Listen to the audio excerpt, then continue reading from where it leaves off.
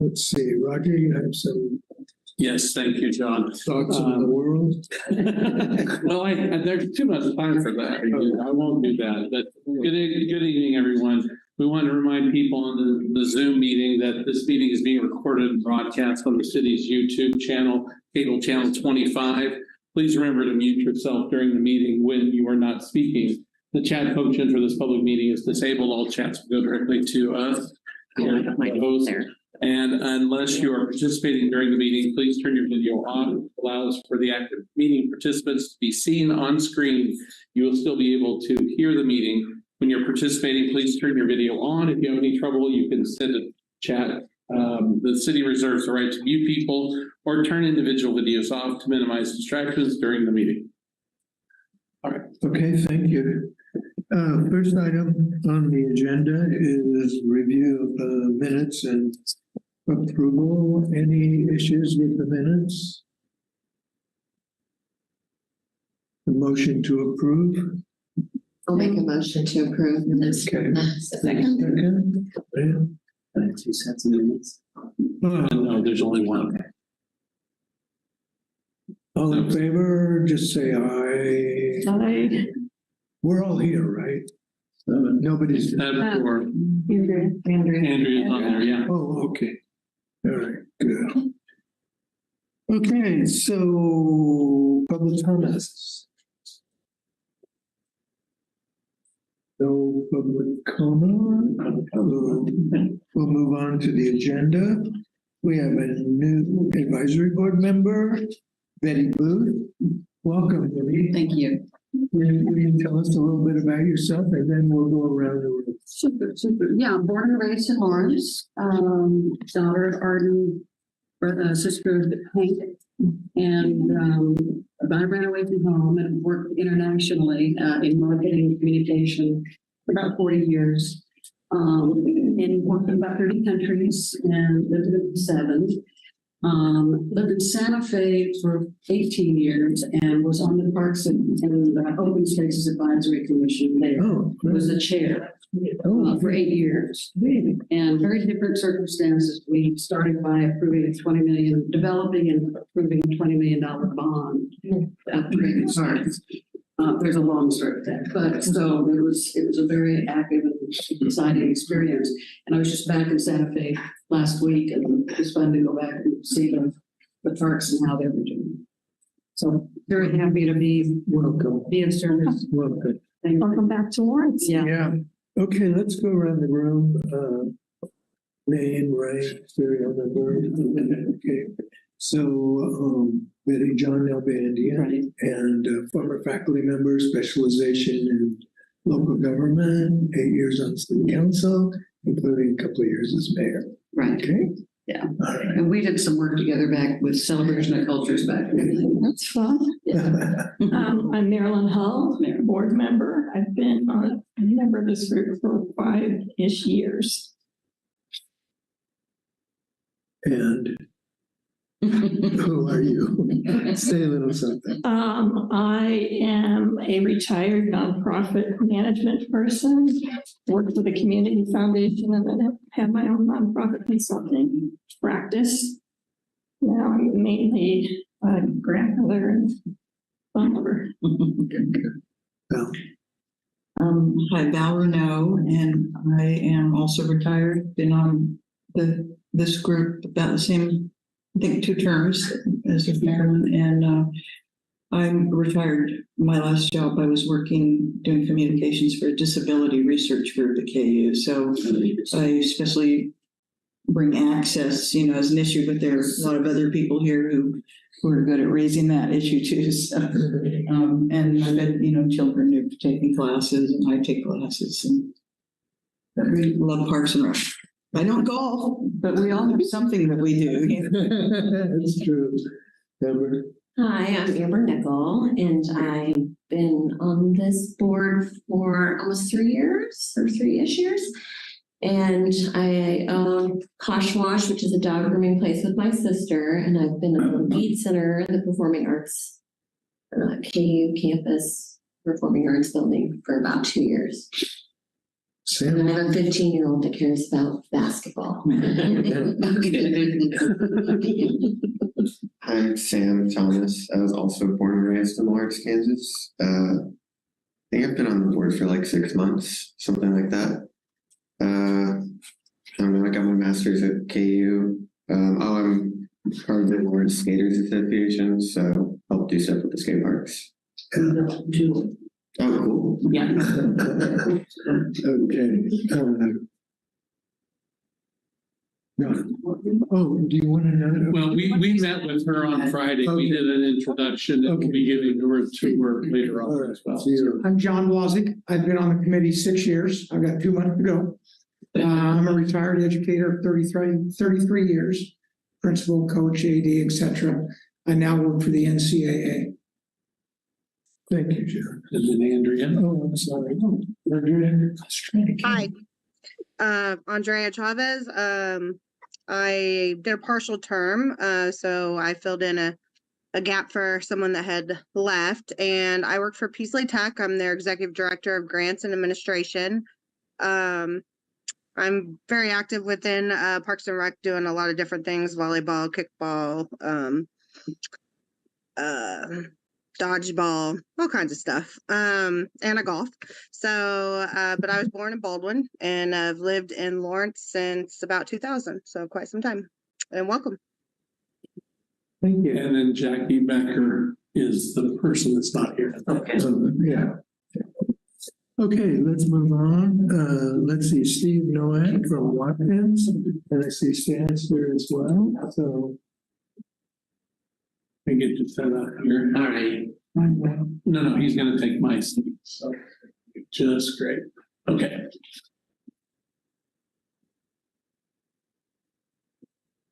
Right, well, thanks for giving me some time at your, or standing up some time at your meeting.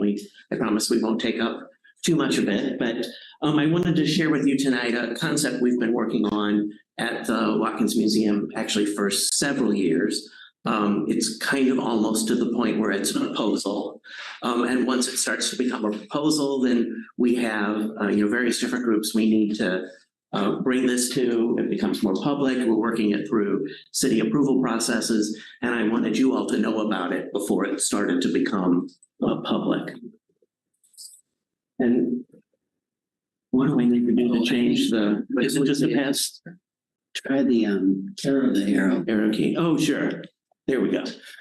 So up front there was the, I think, will that work? Yeah, there we go. The building you're probably familiar with, just right around the corner there. How we were in the 1890s, how we are today, or pretty much today. I think the big difference besides the trees is that now the Massachusetts street is paved, which is kind of nice. However, inside the building has changed quite a bit, and that has a lot to do with the growth in public engagement over the last 12 years. You can see we've more than tripled the number of people that we serve every year, and that bottom graph really, it's a little hard to tell in this light, but if you add the orange line and the green line together, that's the number of people who are coming through the doors to visit the museum, to participate in the programs there. In 2020, you see we took a big hit, but we're starting to build that back up, and we hope to be able to get back on that upward trajectory. But what we've realized is that we're really taking our historic building to the maximum when it comes to the kind of expectations there are in the community for museum amenities. People, when they enter a museum, they expect to find a lobby where they can hang up their coat and meet their friends, and maybe there's a restroom. There's also certainly growing in the community, certain standards or expectations about accessibility. And that's something that our building really wasn't meant to achieve. As you can tell from our stairs, we have an elevator, but you must tackle that flight of steps before you can get to the elevator. It doesn't provide the kind of accessibility at the main entrance. We do have an accessible entrance off 11th Street, although it is not quite meeting standards. And we do have a fully accessible restroom, but it's on the second floor. So, things just didn't work out quite right for us, but we do have that. So we're starting on that process, but we've really come up against what we can do inside the historic building that we have. And really the solution for that is to find a way to expand the museum and bring it more in line with the kinds of things that people expect when they visit public buildings in Lawrence. And we have the Art Center and the Dole Center and the Jayhawk Visitor Center, the library, peers of ours in terms of the way we serve the community, certainly not peers of ours in terms of what we can offer through our facility.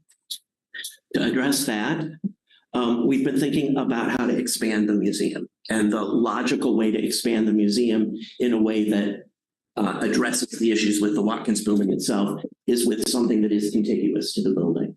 And this is where we've been working with Stan to see if there's something that we can create that will create a way of working around the issues in the building. And the solution that we're looking at right now, it attempts to not to mimic our architecture or to supplant the Watkins building as the primary building on the site, but to step back and blend the more traditional architecture of Massachusetts Street, that early 20th century commercial style of architecture, with some hallmarks of current contemporary public buildings, which often have to do with a certain level of transparency, allowing people to see that there's public activity going on inside that building. And that's what that glass entry pavilion does on that.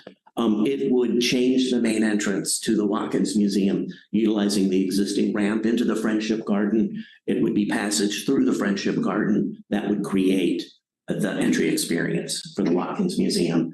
Right inside that lobby would be elevator access that would allow you through a connector to reach all of the floors of the Watkins building, restrooms, a public gathering space. All of that would be available immediately inside the door. And the other thing about connecting to the building by moving north is that there's a historic connection between the Watkins building and that green space. That was all J.B. Watkins property. When it became used as City Hall, then the logical thing for the green space was to begin to treat it as a city. Steve, I'm not sure everybody knows that the building was City Hall. Yes, the Watkins building was the Watkins headquarters until 1929. JB had already passed away. His wife, Elizabeth Miller, who inherited his estate, she allowed the city of Lawrence to use that as City Hall. She wanted to make sure that the building continued to fulfill a public function. So she deeded use of that property to the city. She didn't deed the property. And then when City Hall moved on in the early 1970s, then the ownership of the building and what would happen to it came into question. And various different lawyers and preservation groups and the Douglas County Historical Society worked together to transfer deed from Elizabeth Miller Watkins' estate to the Historical Society. So we're the owners of that building and the lot that it sits on, and the 3 feet of the lot next door that it jumps over onto. And the city retained the ownership of the other 2 lots that formed that green space, but it was always a lawn with trees and plantings in it. And in our little plan here, it shows the original opening into the garden of that little flight of steps being reopened. So there's a relationship with that space. This shows Massachusetts Street there at the bottom, how the 2 buildings relate, and also how it relates to the Friendship Garden. What we're proposing is to use the parking strip that is behind the garden, where museum employees park, and then extending towards Massachusetts Street and using about 1/3 of the Friendship Garden as it exists right now. The there to the side where it says Japanese Friendship Garden, the little speckled area, that's the building that houses the Latchkey Deli. So it gives a sense of the garden still along Massachusetts Street, or the existing Watkins building coming forward, and the annex building with an entry from the park sort of steps back from the park, which is it'll show in some of the other renderings. In terms of what that space would be used for, the first floor is lobby space, which, if you know the Watkins Museum, that's about the size of the community room, the long section of the community room. So it's a pretty considerable space where school groups can gather, or we can launch walking tours. The auditorium is really a flat floored event space. We could set it up for about 120 people, but it also would work for different museum activities or rental activities or community activities. And right now the Sister Cities program is doing their welcoming events when they bring a student delegation in, or their farewell events when they send them off and the students meet their host families. They've been doing that for the last couple of years at the Watkins Museum, and this would be a space that would be much more conducive to the larger groups that tend to come for that. Up on the second floor, the majority of that space would be a changing exhibit gallery and some support space for our exhibit function that just can't be accommodated in the current Watkins building. Really, the only workspace we have is the former boiler room, which is lacking quite a bit. Then up on the third floor, we have some office areas, a conference room that would be used by museums and museum groups, but we have a number of groups like Sister Cities, like the Lawrence Preservation Alliance, that meet in our building on a regular basis. And that would be a room that they would be able to use for their meetings.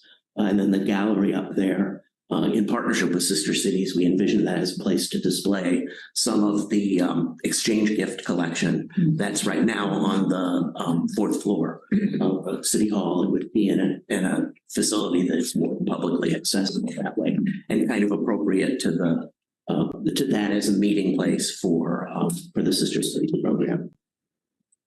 This gives a little bit of a better sense of how that building occupies that space. And the way it steps back away from Massachusetts Street as it gets higher. It's a little hard to tell from the perspective, but the height of the building aligns with the gutter line of the Watkins Museum. There's a view of that lobby space, which right now is a big, long, open corridor. I've been talking with Kim Ansbach at Explore Lawrence, the idea of using what would be a museum information desk really as a visitor center for Lawrence. It places it at kind of an entry point to downtown right here at the southern end, and would probably make good use of the space, encourage more people into the Friendship Garden and also into the museum itself. And then there's a little view of the back of the building, which would come up to the edge of the alley. Again, designed to keep the architecture of the Watkins building in mind, but not to mimic it. I think in terms of moving the project forward, it does have some things to recommend it. The master plan for downtown talks about entry points, and this would create a noticeably public building at the southern entry point. The problem with the Watkins building right now is, while it is a public building, sure doesn't look like one. It doesn't give much of a clue as to what kinds of activities take place in there, and it doesn't do a very good job of welcoming people in. Actually, that's kind of the opposite of what it was intended to do. JB wanted to make sure that only the right kind of clientele came in. We want to make sure that the community feels welcome. Like I mentioned before, the partnerships with Sister Cities and the partnership with Explore Lawrence, I'm hoping we can also use it as a way of forging a stronger partnership with the city, utilizing that lobby space as a visitor center, and helping to create something in downtown that will advance the principles of the strategic plan. This can be an unmistakable identity moment for sure, and serve as the kind of thing that can help welcome visitors to Lawrence and help them understand what what and who we are as a community. This, of course, has a long way to go before it can become a project. This is really the beginning of just beginning to pursue whether we can make this work. There are, two big things that need to be overcome. One is, can we work out an arrangement where the city will allow us to build behind the park and occupy a place in it? And then also, do we have the wherewithal to raise the money that it would take to build the building? It's probably about an $8 million project. And we'd like to raise $10 million and add $2 million to our endowment to help assure that we have the resources necessary to keep it up. So this is just the beginning, but I wanted you all to, have a sense of what we've been talking about. And, if you have any thoughts or any questions I can ask, feel free. And Stan is back there too. I didn't let him say anything. So I'm Stan Hart. And Stan is the architect who's been helping us just to see if we could even build a feasible building in the back there and what it would take. I have a quick question. John Blosigan, being an ex-mayor, where's the city come in on telling what they build and stuff on it? Is it a historic building? It will be the building code. Yeah, exactly. Yeah. And what the building looks like is governed by both the Lawrence Historic Resources, and also because the building is on the National Register, it has to pass the state preservation office. And actually, what I showed you, I've already shared a little bit with Patrick Zollner at the Kansas Historical Society. We're going to have to make some modifications, Stan. We figured that, but the concept was acceptable there. Good. Questions? So how big is the park? What would remain? And how is the park being used now? And how might that impact? So several questions there. Who are the user groups now? The park, I'm not exactly sure the size of 2 city lots, but it's basically 2 city lots fronting Massachusetts Street and almost the full city lot with the exception of maybe 12 feet, 15 feet across the back, which is that parking area. Right, it was always a green space. I don't remember, in the early 2000s maybe was when the Japanese Friendship Garden was developed there. Late 90s. Okay. So in that sense, it serves as a memorial to that program and our relationship with Hiratsuka. The Sister Cities group here is eager to bring this up with Hiratsuka again, involve them in the redesign of the park, and perhaps even ask them to help fund it like they did with what is in there now. But in terms of its public use, it gets some casual use. We see people sitting in there on the benches sometimes for like parade days and things like that. When there's an activity on Massachusetts Street, that raised wall is a great place for people to stand and view what's going on in the street. There is no regular programming that takes place out there.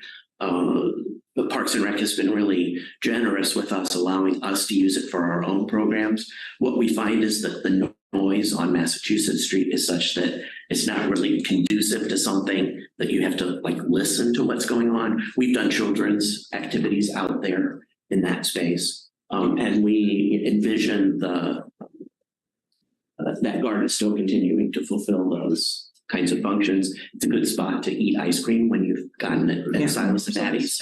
I'm hoping we can encourage that with the inclusion of maybe some more tables or benches there. And we want to keep the works of art that are installed there, which are gifts from Hiratsuka to Lawrence, keep those sited in the park. Why did they ever block the steps up? I know that just the ramp. I think it was, I don't know. To be able to secure the space at night. There's a gate. There is a gate that crosses that ramp. I guess it saved them from having to set up another gate. It could be locked at one access point. Right now, they've used that as a place to put the signifier for the garden. There's a medallion on that, and that would just get transferred to whatever we use to identify that as the entrance to the Watkins Museum. We would stop using the main entrance of the Watkins Museum and encourage visitors to go up into the park and enter that way. One of the things we've thought about, there were originally metal gates that were over those doors. The original part of the arch still remains. We would replicate those and install them closed so that they kind of hide the modern entry doors and maybe hopefully encourage people to pass by those main steps and up into the garden.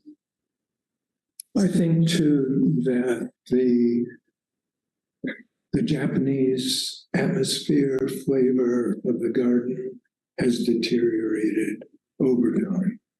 And I think this provides an opportunity to reinvigorate. If Sister Cities is into it, you know. Yeah.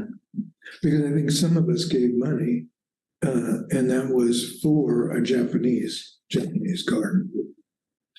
They actually, I don't know if you know this, they actually had a Japanese, they call them sensei, clergyman, come from Japan to actually bless the garden and also to tell us that certain things were not facing the right direction. Hopefully we can fix this the second time around, but there's only so much we can do in a squared off city lot. And it was also blessed with inaugurated with a Japanese tea ceremony, and we have the tea service in the museum collection. Okay. And there is a tree or two that's special, right? So, Well, you know, I'm not exactly sure. Across the front are cherry trees, which, you know, certainly have that association, and they're really beautiful, and I would like to see those retained or replaced. And then there are the works of art. The major trees around the back of the garden, those are left from some point in time when it was a green space. Those big evergreens up against the Watkins building, those have been there from pretty much the beginning. One of them has relatively recently died, and I think another one is on its way out. But the city took the dead tree down and have cleaned that side of the garden up and have really improved its appearance. I have a question for Stan. Stan, tell us a little bit about the challenges of trying to add on to a historic building? So this one has several challenges. One is just the connection of the floor levels. So the Watkins building has the first story or basement. It's basically a story that's half buried. And then the grade level where we're going to be entering is about halfway between that and the second story, middle story of the Watkins. So we create some challenges at that connection point where we have an elevator that we need to get into on 3 levels on our side and 2 levels on the other side that don't match up. And then also thinking about the interior circulation. If you're not using the elevator, then being able to take those stairs up or down half a flight where we're coming into the building, there's some particular locations that are better than others for connecting to the building. And it has to do with the exterior elevation, and it has to do with the interior arranging of spaces. So the place where we're coming in at the lower story and the main story of the Watkins, the best location is fortunately right on top of each other. And it's the second large window back on that north side. So if you look at the north elevation, there's a really nice pattern of 3 smaller arch windows that go up the stair. And then, so there's the perspective of where we're acting. So you can see that it was. Yes, there we go. Yeah, there we go. There's the first windows there, it's a little dark. Yeah. And So- staircase window. So just in terms of circulation, that's one of the problems, one of the difficulties, one of the challenges. Another issue with a historic listed building is that we need to be compatible. It's definitely not advised to try to replicate or duplicate something that's in place.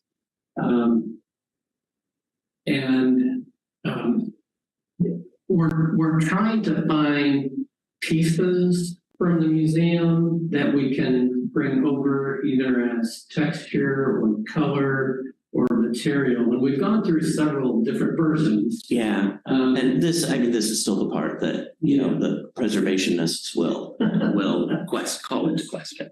Yeah.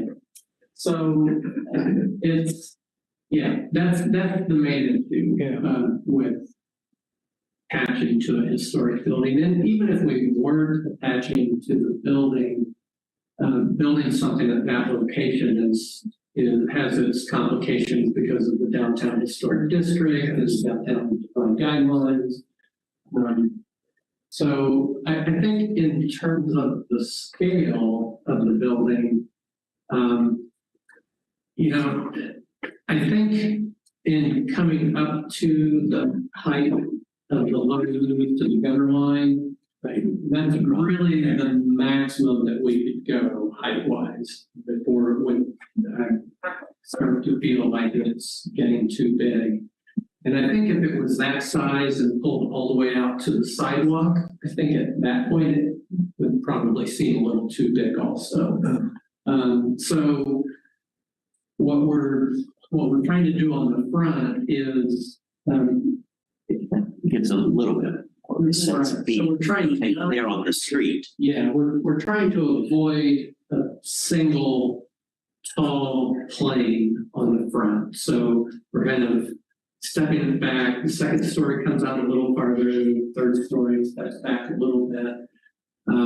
And that has more to do with kind of the visual effect of how much space it's taking up. And so as it steps back, it doesn't feel like it's encroaching as much onto the. You said you said the Historic Resources Commission and board and so on and so forth.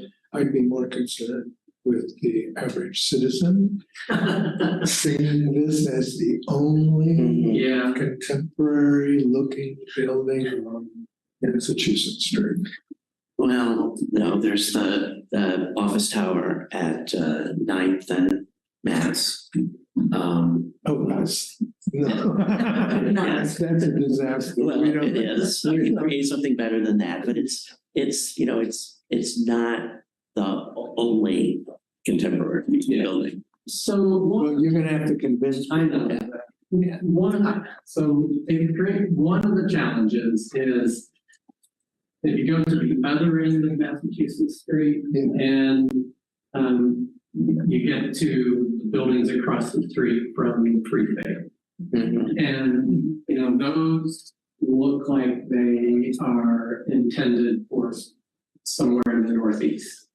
Yeah. And I think if you ask 50 people on Massachusetts Street opinions of buildings, you would probably get a pretty even split about what people like and don't like.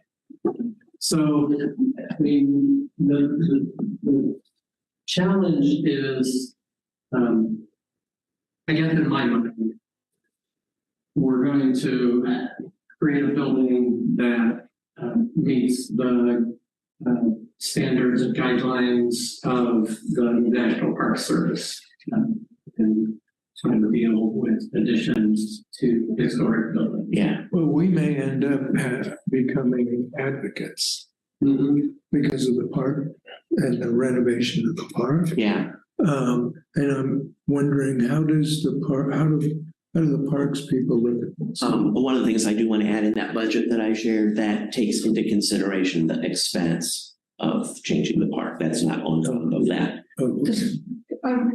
Just before because I want to hear that. Basically, that's a construction site. We're talking about taking the park down and putting it back. And putting it back in. Okay. Yeah. So we're clear that really, we're making a new park. Okay. Yes.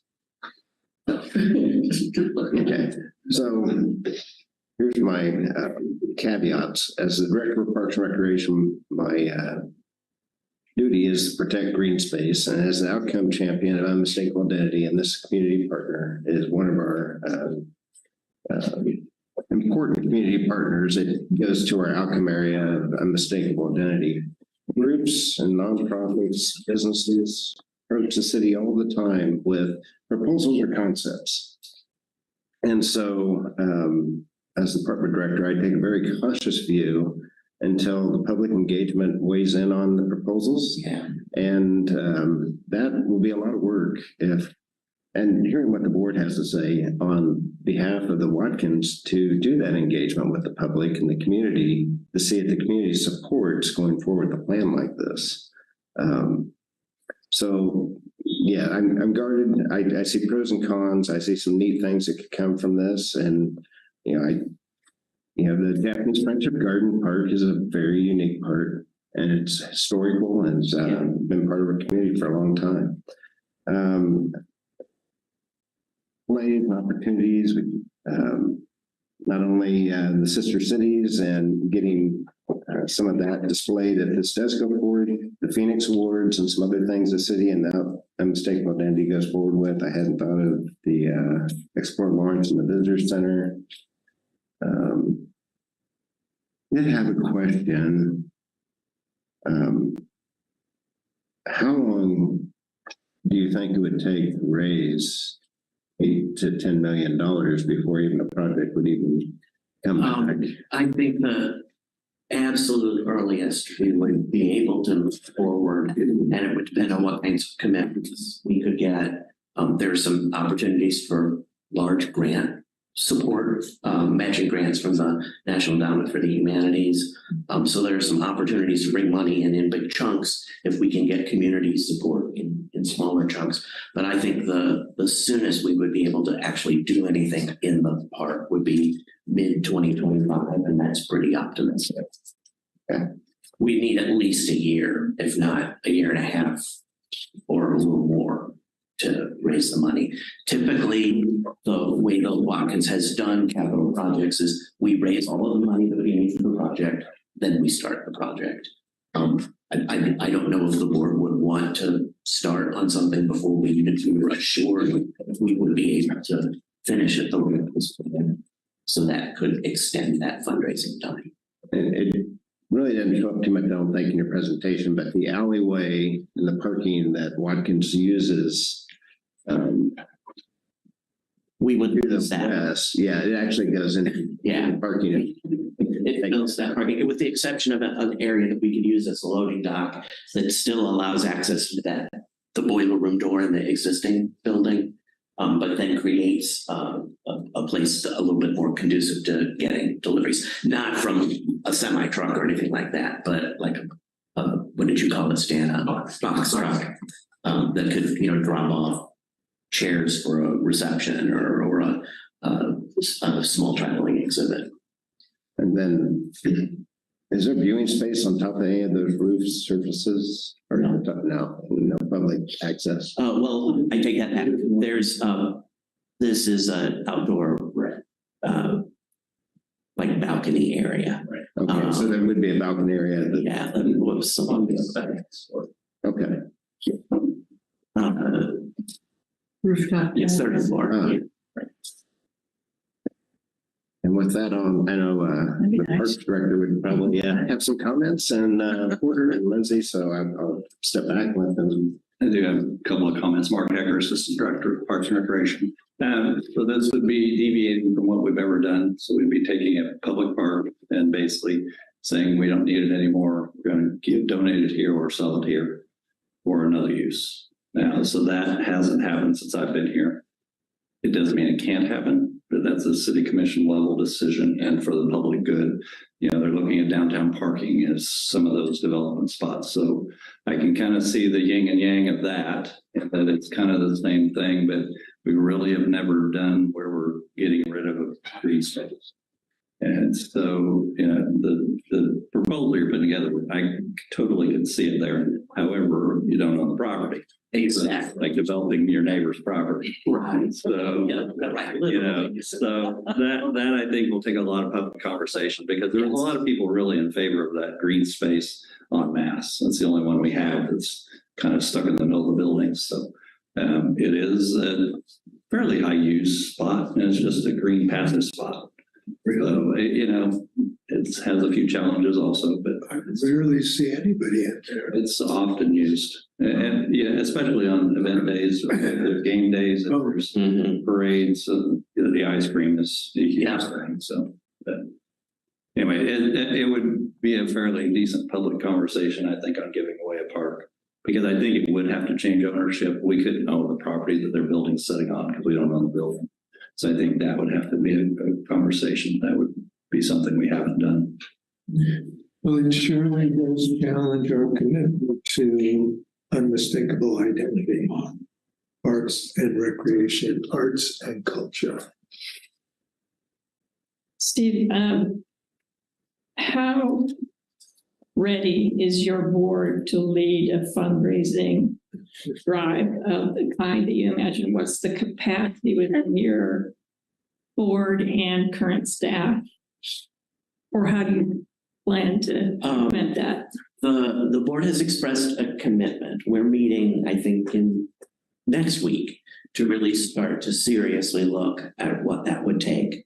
We know that we'll probably need some additional help, especially with like a community campaign, organizing that. Those are big and complicated, and we would bring someone on for that.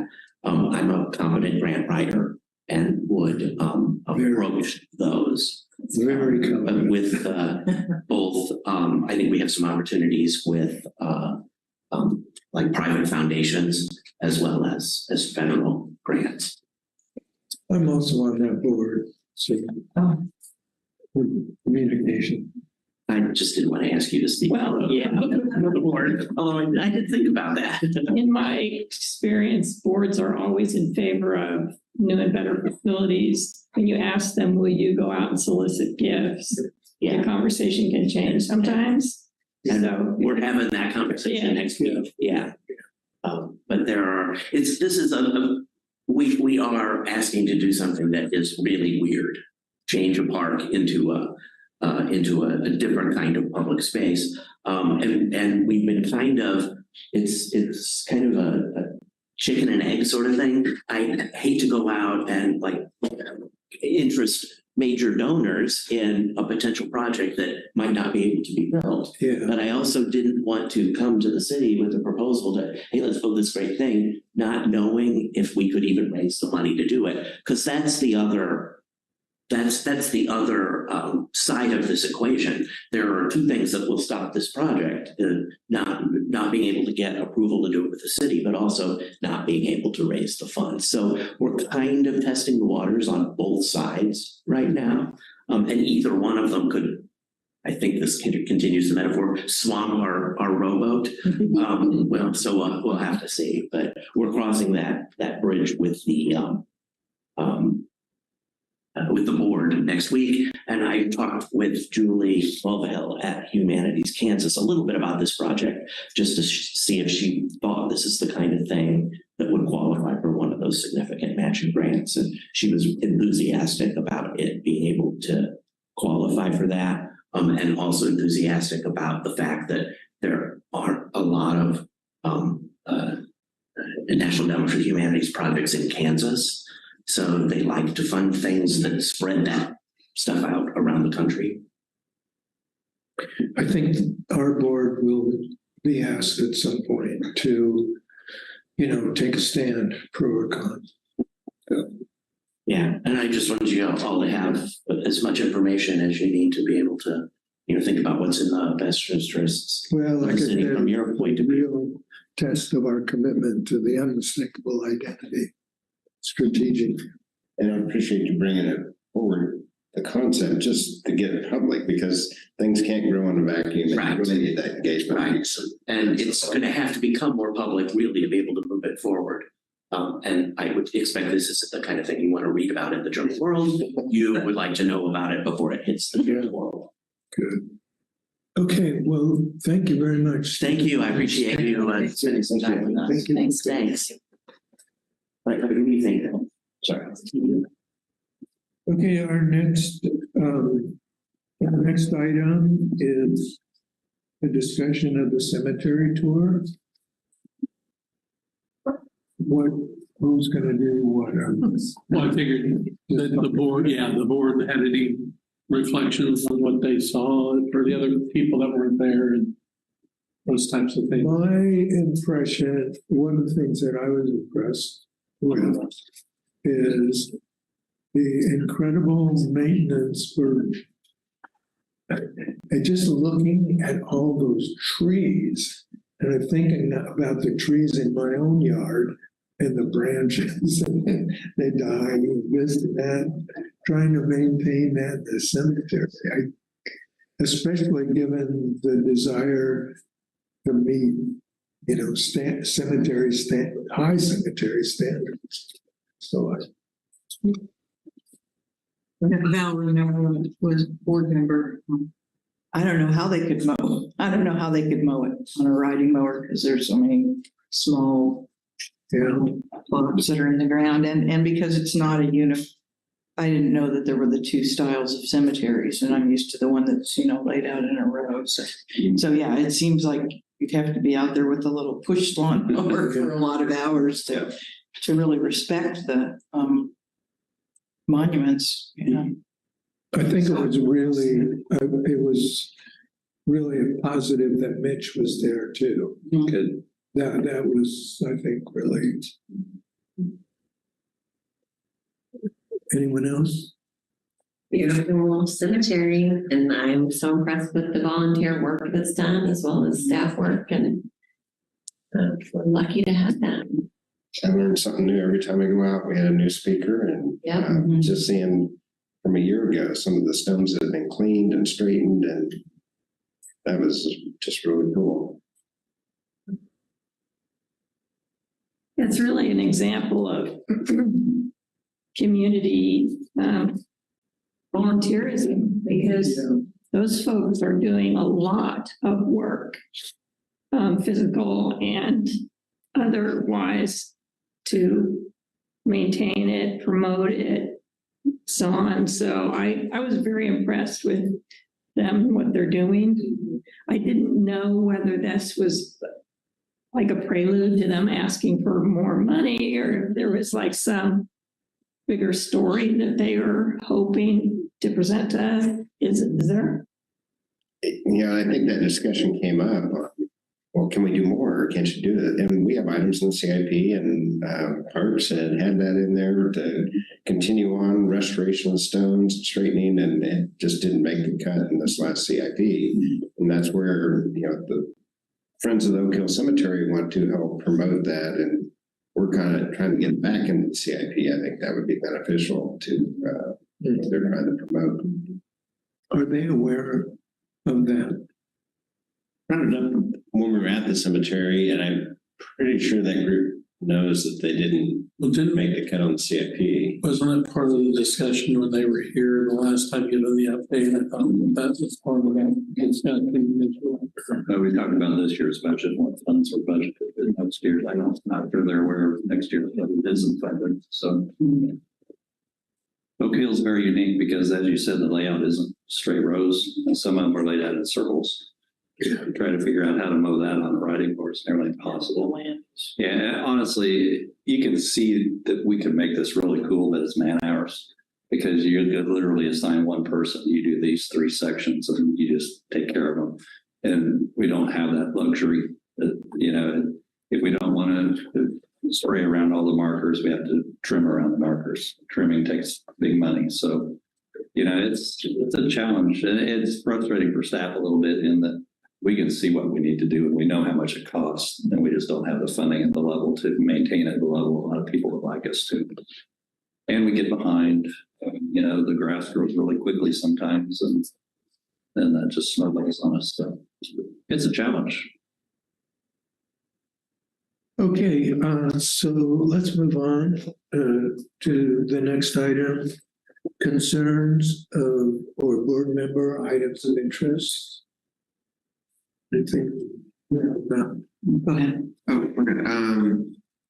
We got the box installed at Edgewood, new little piece, and it's all nice and flush and safe, unlike the other one that we had to take out. Good. And we had it epoxied down, so it won't be moved around in spots. So Everybody seems to like it. It's cool. Saw the water fountain also. Is that done? I saw that I was there yesterday and I got the concrete all done, but I didn't know if there was a timeline for when there Should be close to. Cool. Yeah, and they talked to me last week and they said they were getting close to getting it installed. So. Yeah, it's a good spot for it too. So. Good. I had a taxpayer ask me about the footbridge at K10 in Iowa? Is it, I know, didn't we talk about it last time? And I lost some of the details. Is that actually just a footbridge or is it for bikes or she heard about it somewhere? Yeah, so that'll be extension of the Lawrence Loop that we'll go over that Iowa, and that'll be built with the KDOT project. So, which is kind of cool because there's two separate projects. But KDOT was partially funding the bridge. So the conversation is, how do we get that trail crossing so we aren't crossing Iowa Street? Either we go under or go over. And as they looked at it, they felt like the under was going to collect too much water. So they designed this nice overstructure that is going to be pretty much a gateway. Will it be pretty gradual then? For Yeah. Very gradual. That's what she was thinking about. She said, Yeah. okay. There's guidelines on the slopes that are considered ADA standards, so. Oh, really? For people who are rolling and walking. Yeah, I mean, whenever you do a pedestrian bridge, it's got to be a very gradual thing if you want wheelchair users and other people who have mobility devices to use it. So I'm hoping that. It is. So yeah, we have to hit a 1 to 20 slope to be a continuous slope. So I can try to send a rendering of it, which is fairly recent, where they've just put out some renderings that go with the bridges that'll go there over. Okay, yeah, I'd like to see that. I have a couple items for future agendas that I'd like to see. One is an update on unhoused people in our parks. It's obviously becoming a huge public hub and issue. And I feel like it's been a while since we've heard from you guys about what's going on. Is it changing? Is it growing? Is it staying the same? What are some of the problems and stuff like that? I'd love to hear about that. The other thing, and I don't know if we can get this kind of presentation, but Derek, I'm interested in the process for replacing youth. And when does that get started and what's that process look like? Yeah, if we have a role. Yes. Yes. To your first point, October 17th City Commission meeting should be an update on the house, which also covers parks, library, and other city property. And so that will be an overreaching. I think you'll get a lot of what you're looking for in that one at the City Commission meeting. What was that date? October 17th. Yeah. Should be Tuesday, yeah. Okay. So. If you guys get any directives coming out of that, we're interested kind of at the department level of what you're being asked to do or asked not to do. Okay. And whether you guys have opinions about what should happen next. Okay. And then update on my replacement. I know that the bid's gone out and they're also looking for another finance director. So I think that is moving forward, but I'll probably get you an update for the next, hopefully by November 13th. I think that's our next meeting. I can provide more guidance on where we are. Yeah, I'd be interested if they're using a search firm or if there's a search committee and what that whole process. There was a question that one of the board members had, and I got it from Brandon, and he said that they're going through a procurement process to hire a recruiting firm that will lead the recruitment for us. And then he also anticipated the same firm will be leading the finance director search. So they started it. And then when the finance director left, they basically paused while they could do the review of the folks that we had. And then they sent out RFPs for them and they got back to them. And so it's taken a little bit more time, but it should be in the process here in the next, I would say, week or so that I think they've got them secured potentially now. They should anyway, because that's what they had told us. I'm assuming that we're gonna be involved, but that's. Yeah, we'll have to get with Brandon and see, and we'll have a report for next week. Just to follow up, does that mean, searches take a long time? There will be an interim director, or? I have no idea. Someone. That would be my assumption. If Yeah. They don't have somebody replace something in it. John Blonsky, so you gotta help me out, because you announced your retirement in July, Yes. and that's 6 months, and they wait till you're gone before they start looking? Is that what you? They started the process. They've got to put out an RFP. I wasn't they asked some of our department to help with what should go into the RFP for a search firm. I think some of the people here may have been involved with that as they reviewed prospects. And they put it out, and then they get the bids back. And that's about the time that Jeremy, the finance director, left Wilmouth. And it's like, well, can we get 2 for 1? So, yeah. It's been time. I agree with you, John. I like things done a little bit faster. Well, I just think, I'm off. In fairness to these people that still have committees and these people that are employed, I'm thinking you got 6 months to look. Yeah, and I don't know where they are. I'll provide an update, but I would think they'd be close. So what do I know? No. Okay, let's move on to the cultural arts.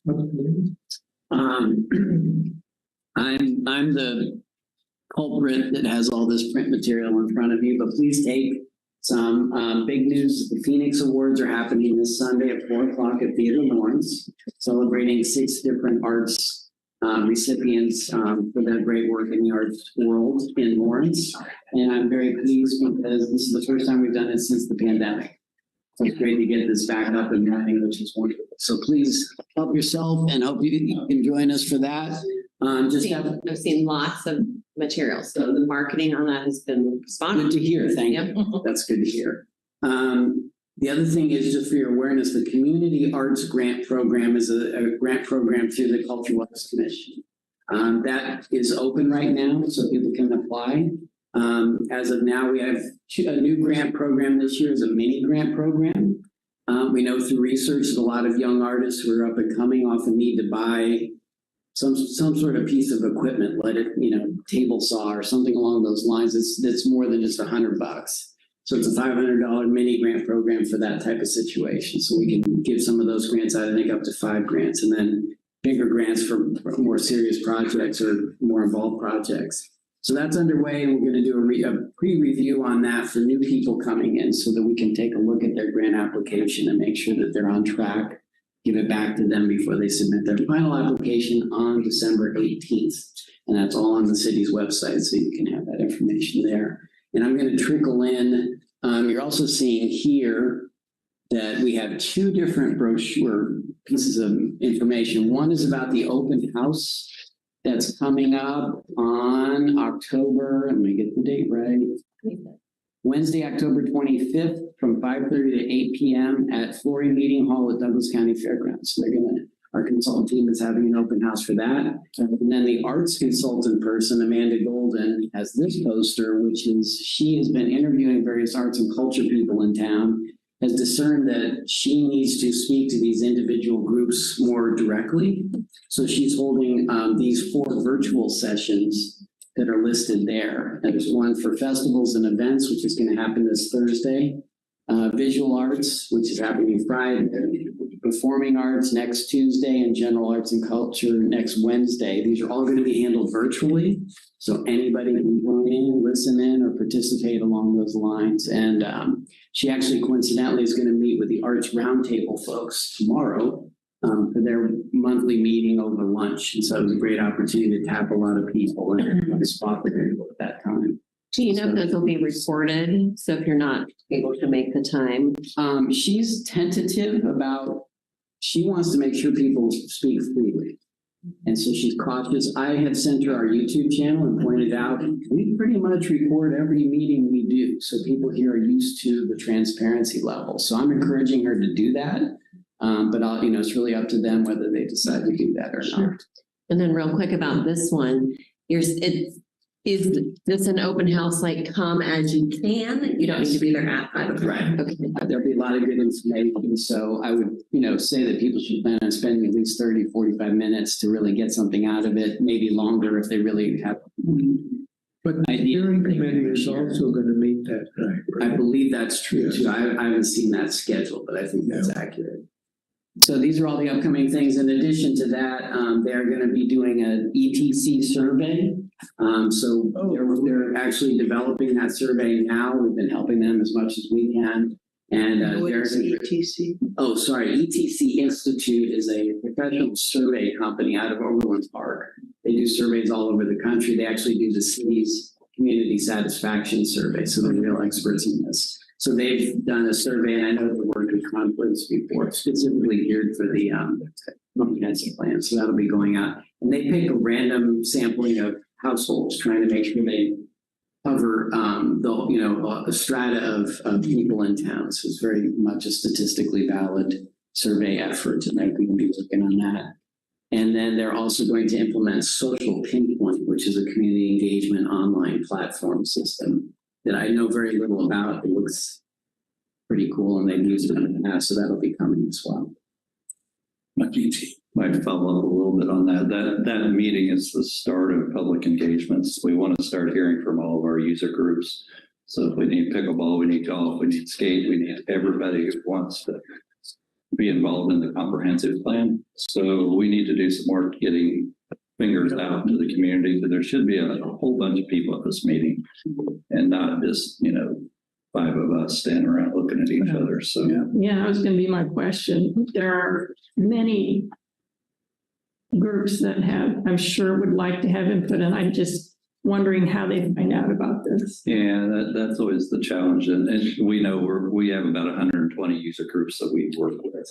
So I think that's what Lindsay and these folks are going to work on the next week or so, is try to at least get it out to the people that run those groups, and hopefully they distribute it to their membership. So and you all are empowered to do the same. Absolutely. And I want to thwart. I've heard people say, "Well, are these invite-only focus groups?" And this is open community engagement. So anybody that wants to participate, I don't want anybody to think that they can't come. They can come. Sorry, I interrupted you. No, I was going to say, and then links went out today. Links went out today. It'll be followed up with some social media. So we're getting the word out every week way we can. Well, the ETC survey I'm looking forward to that, because there to be some valid information. Is that a paper survey or an email survey? They actually mail it. I think they have an online option. So if you receive that letter, then you could go online and do it that way. But it is very specific to the households they send it to. Yeah, it doesn't go to everybody. In the past, we did open up the survey to the public at large to be able to take the survey. But there is the valid survey that's mailed, and you can work to get a percentage. If you have emails for 120 user groups, when you said 120, that was really expensive. It's really intimidating when you start thinking about all the, like, it's dog park, it's soccer, and 2 swim clubs, and it starts to skateboard. Even if we got one person from each group, it would be amazing. I got a question on that, on the surveys, because I read this in the paper, city council, they talk about, well, we had 42 people respond to the survey, and that's what they said. I mean, there's 100,000 people there.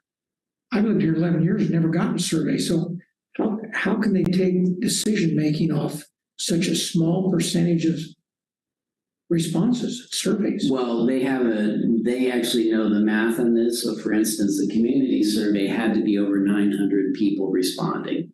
And based on those 900, then they can extrapolate. That's the statistically viable aspect. I don't know the number for this one. I'm not sure if it's the same amount. The surveys you might be hearing about are through Lawrence Listens, which is really not so much a survey as more of a public forum. So you're right, at that point, 42 people, you can't really say definitively, this is what the city believes. But through these other more strategic surveys, especially random sampling, you can actually extrapolate from a smaller number, generally what the representation is across the community. And I understand, I just know coming back from my world, the education, I had 5,000 students in my building, 5,000 families got it. Yeah. And so I kind of chuckle when I read the city council talk about, we got so many responses and this is what we think. I'm lost on that, John. Is that how when you were mayor, is that what you did on stat? When I was mayor, we didn't have access to social media and all that stuff, so it was very different. I think the ETC is, they do stuff nationally, so they know what they're doing. And I think to have a statistically valid survey I'm really looking forward to that. Yeah. I'm tired of the loud voices get the most attention. And I enjoy it. I like your explanation on the data analytics. I enjoy that stuff. But I've just always. And John, when they do this, they present a really comprehensive report that will show a map of actually who answered from where. So they make sure they really canvass the whole. But it's only 42 out of 100,000. No. But I guarantee it's a bigger number than that. I don't know the actual. ETC was, for the city, the last survey was 800. They were sampled, went to 1,000. Not only did they do paper, they actually went out in the parks and got feedback. This one, I want to say the ETC representative was talking 600-ish. I think that was right. Had to have a surveys to have a statistically valid survey. 600 out of 100,000? I believe so. Yeah. Okay. So one part of that too, John, is that's one of the tools. So these public meetings are another part of this. What happens sometimes at the public meetings, so this is my third master plan, so I've seen it happen. You can get a single user group basically flooding those meetings. Yeah. So all there is pickleball. Yeah. Not saying that would happen, but so you get what you're hearing in the meetings plus what the survey is saying. So then they mesh that together on recommendations. So it's not a bad process, but you got to have all of it to work. If you just did the survey and didn't go out and talk with people, you'd get a pretty skewed look too. And going back to the last public or the comprehensive plan we opened up that survey to the public, and we had like 13,000 people do it online, but I could go back out there to another computer and do it myself. So that's why it's not a valid survey, but we did get a lot of feedback as well. And I think they were going to do that again this time, I believe. Roger, I have a little different question here. I'm thinking about the unmistakable identity thing. It's with the skate park, the investments that are going into the skate park. Do we have an arts component of that? No, because we did not receive CIP funding for the public art resolution. Oh, man. We do have Nick Ward is on the Lawrence Skaters Association. We got a grant for like a mural. It was like a small amount of money. I can't remember how much, maybe like 1,000 or something like that. But we've been working on trying to get a kind of community project together at Edgewood to maybe cover up some of the graffiti that isn't so good and make a mural there to at least kind of integrate that. Yeah. I think the thing is with the skate park, even though having art and skateboarding is pretty hand in hand, but I think people, the users would rather have a better facility within art on top of it later. But I think that's definitely something we could do, especially with a lot of the skateboarders being artists. And I think we had a Van Gogh bench out there for a while. Oh, cool. Okay. John, I have two more things. Roger happily reminded me. The Autumn Handcraft Harvest Festival is happening on Sunday, October 15th from 9 to 4 in South Park. So that'll be happening. Busy Sunday this week. And in addition, the transient guest tax grant program, which is for events, is going to open on October 18th. So that's coming up as well. We'll be getting information to you all on that too, but we want to encourage people, especially if you haven't applied to look at that. Now I'm done. Thank you. Okay, thank you. Recreation update, Lindsay. Yeah, Lindsay Hart, Assistant Director. A lot going on in the recreation world. So as you can see in the report from the Rec Division, we have a lot of programs, events, a lot of things going on. So it's a really fun time of year.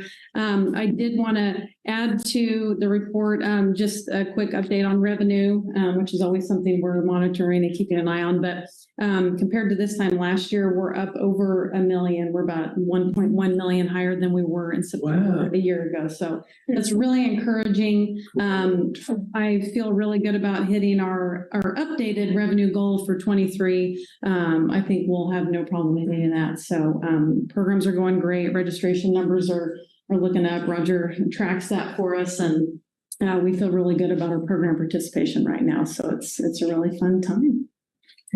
Is that like, is those numbers, are they like close to pre-COVID stuff, or is it exceeding it yet? Or? In terms of enrollments, yes, we are at 2019. Nice. So that's even, yeah. And actually, the way it's looking this year could rival one of our top years ever. We've kind of taken a dip with the fall, but we've kind of reshuffled the way we've done enrollment this time. So I can't really, it's kind of apples and oranges that I'm looking at. But I will say that 2016 and 2015, the 2 years that we've had very, very big enrollments, we're right neck and neck with them for the year. So I'm looking at either the top three all time since I've been given for enrollment for the year. And that's been 21 years. So And I've been here, I was here with you in 2019, those high numbers. And I don't know if you can answer this, and I don't want you to get in trouble, but with the budget getting better like that, our numbers are getting up there.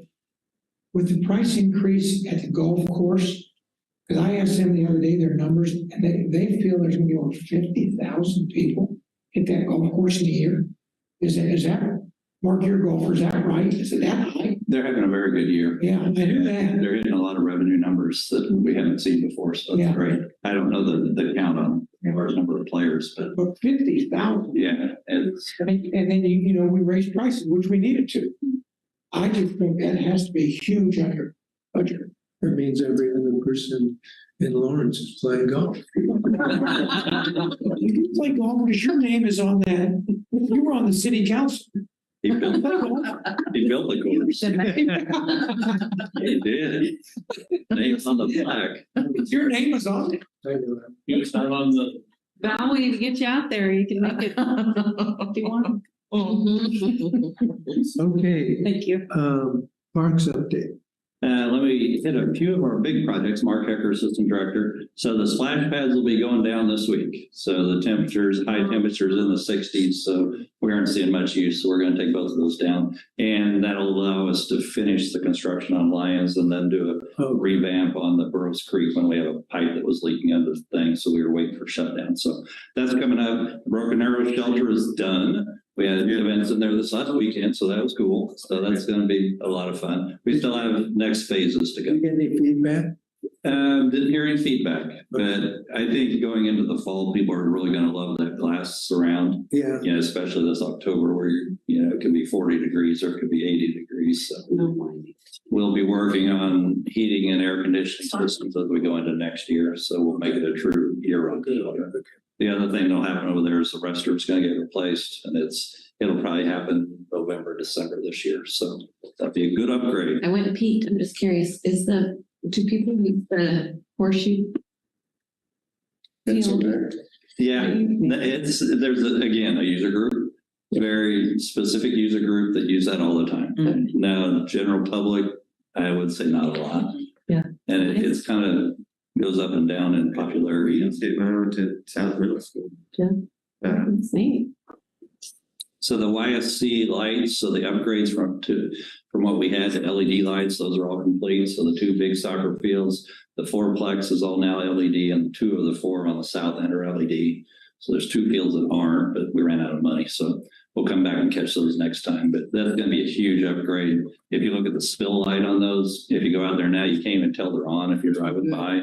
Or before, you could see it, coming over the bridge at Iowa Street. So it's an amazing upgrade. And hopefully the guy up on the hill that was complaining all the time. So it was shining in his window. Yeah. That went on for years. Yeah. Was his name Isaac? No.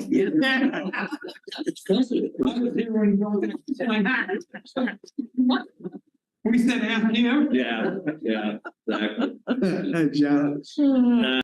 Big upgrade we're doing out of the golf course on the driving range. So we went in and put artificial turf tees in so that we could be less dependent on good grass. So what we're having is with all those golf teams that are out there, the high schoolers and the college, they just wear the tee out. But we can now put them on turf and let them swing away. It doesn't impact our grass. And that allows us to actually grow the grass and then get people back out on grass. So that's a huge upgrade. And I'll get you some pictures of that. But that's something we've been wanting to do for years and years. So now we have 24 hitting stations on turf. So quick question on that. Could you make money all winter if you enclose that? Yes. I don't know. Yes. But you really? Yeah, it would be, you'd have to really do a cost analysis on it because you'd have to basically shelter it, light it, because you lose your hours, and then heat it.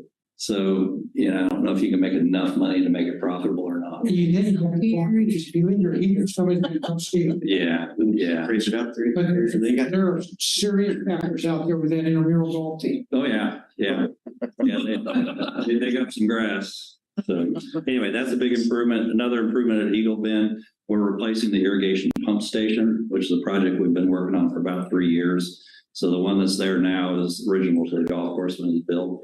So it's going to be basically taken completely out, a whole new system put in its place. So once we start on this, we're at a point of no return where we'll have no water until we get done with the new system. November 1st, we're taking the old one down. So we have about 3 months of reconstruction. So hopefully we hit it right with the weather and we don't go into it too dry. But that's a big project that no one will care about because it basically waters grass. But it's pretty important on the level of sophistication on that system is pretty amazing because you can literally get on your iPad and turn on water all over the golf course. So that's fun. Holiday lights, October 16th, we start hanging holiday lights. Okay. That's like next week. Right. Like, oh, yeah. Like, wow. Nice. Yeah. A couple of design projects. So Centennial Skate Park, we have a design build consultant on. He did a survey, sent it out. I haven't even seen the results.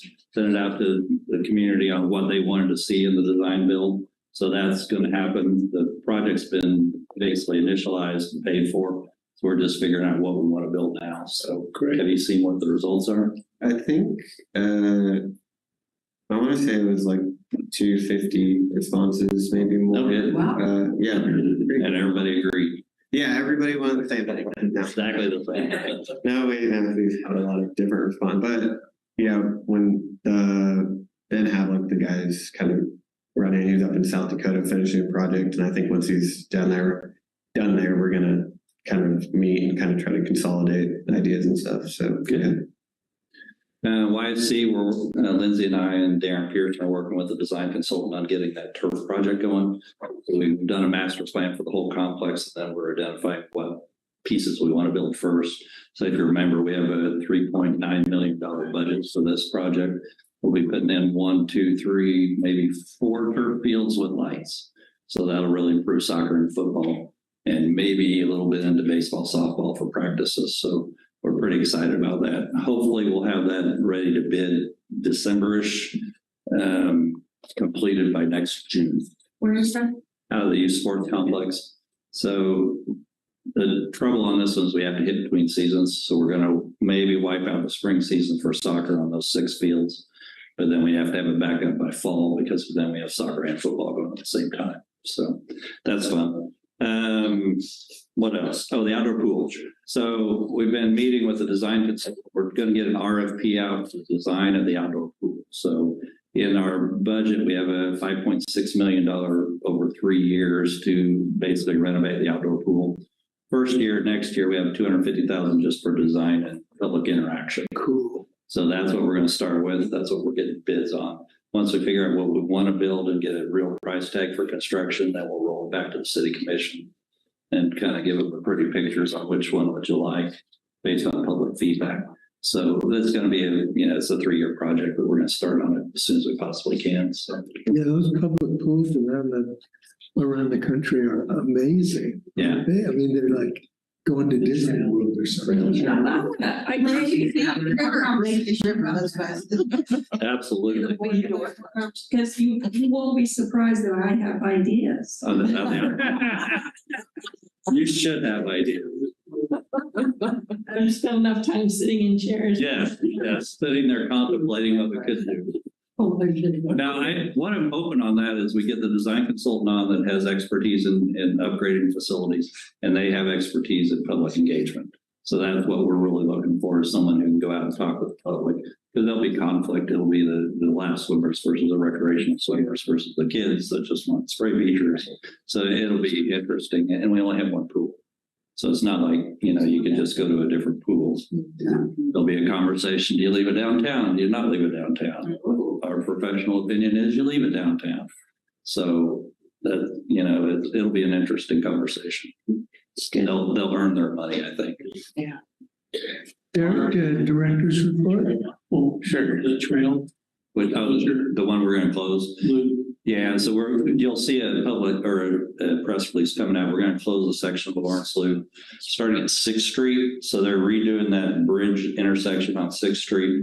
You have the trail that goes underneath it. So it's going to have to close on the north side of that, and it'll go over to Bob Billings, just because that trail section will be dead and can't be accessed from any direction. So it's going to leave us a gap. They're going to post a really horrible detour that'll take you up to George Williams and over and down.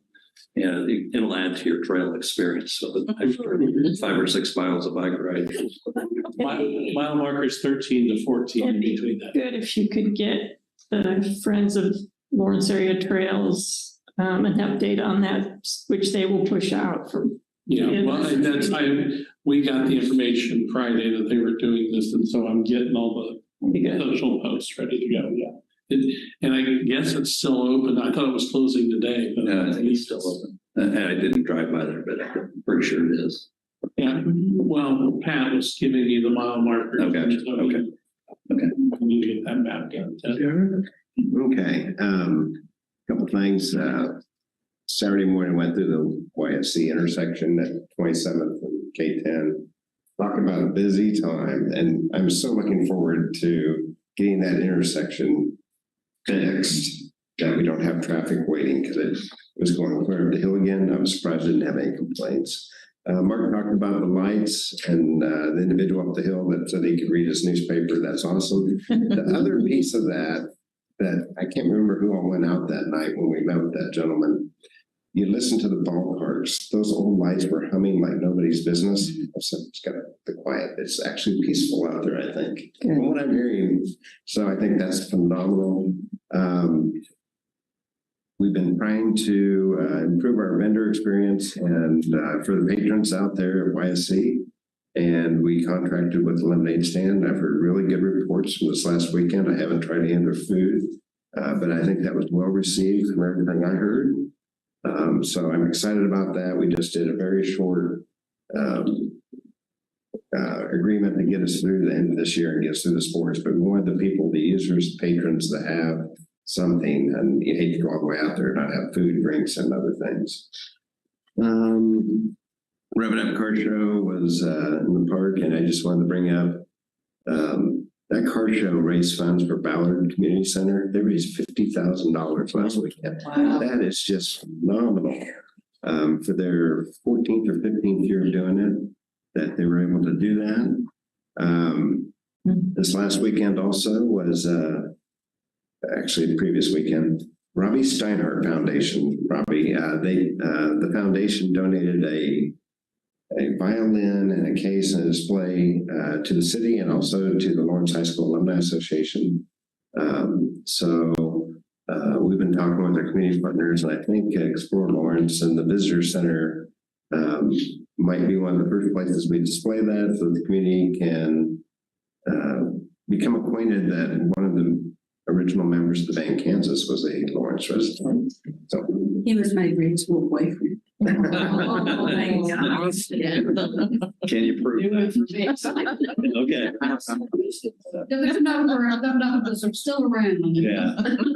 That's some history. Let me say one more again. and then Sister Cities had a delegation from 18 and our rural delegation, they received the proclamation from St. Lawrence, and that was pretty cool too. Really sweet. And then November 4th is the Veterans Day Parade. They moved it off of the 12th because of the football game at 10 a.m. The Halloween paint-in downtown. That's another neat thing that Parks and Recreation supports. That's coming up, I think, this 18th. So it's coming up soon. So if you're looking for kids to be painting the windows of businesses downtown. You have to avoid football weekends. Yeah. Trying to slip these things in. So, and that's all I've got. I think staff did a great job of covering just about everything else. So thank you.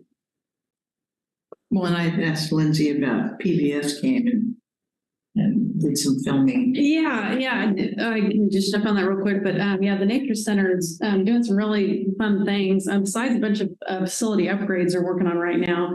Over the next month or so, you'll have to go visit. But PBS is airing a segment. It's called My World 2, I think is this particular segment. We don't have the air date yet. It's going to be in November or December. But they came out and they shot, I think they were there for about 8 hours. They were a full day. So Dara and Rachel did a great job doing some demonstrations and showing the animals and talking with them. And I think out of all that filming, it's going to be about a 4 or 5 minute segment, but it was really neat experience. They did a great job. We're really excited to see that. So hopefully I'll have a date. We'll get notified when it's going to air and I can share that maybe at our next meeting. Wow, neat. Okay. That's great stuff. Yeah. Anything else we ought to be talking about? Just a quick comment. I'm very glad you guys did a design build. We made the mistake of doing a design with one company to build with another. Yeah, And that's rough. very, no. So well done. Next meeting. Yeah, well done. Last meeting. Just move last hearing, because he won't be here. So. Okay. Okay, so our next meeting is November what? 13th. And your last meeting? That will be my last meeting. Yes. Party? Yeah, we're doing party. We made a party. We're gonna have to do that. The good news is from my perspective, maybe bad news, but I'm staying in Lawrence, don't plan on going anywhere. So. Okay. We have a motion to adjourn. I move we adjourn. Second. One of us down here. Needs to do that. The north end. Take a break. And seconded. Since you were in the meeting. All in favor? Aye. Opposed? Okay. Andrew's in favor. No, very good. Meeting goes. Bye, everybody. Thank you.